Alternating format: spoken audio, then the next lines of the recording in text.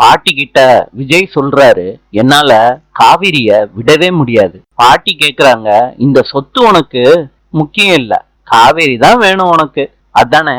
விஜய் சொல்றாரு, பாட்டி காவேரி என் கூட இருந்தா இந்த மாதிரி பல மடங்கு சொத்தை என்னால சம்பாரிச்சிட முடியும் சொல்லிட்டு விஜய் போறாரு. அவரு ரூம்ல இருக்க ட்ரெஸ் எல்லாம் பேக் பண்ணிட்டு வீட்டை விட்டு வெளியே வர்றாரு. காவேரி வீட்டுல வந்து நிக்கிறாரு. காவேரி கிட்ட சொல்றாரு, இப்ப என்கிட்ட பணம் இல்ல, பங்களா இல்ல, பணக்காரங்கிற அந்தஸ்தும் கிடையாது, வெறும் விஜயாதான் வந்திருக்கேன். காவேரி, இப்ப உங்க அம்மா என்ன ஏத்துப்பாங்களா?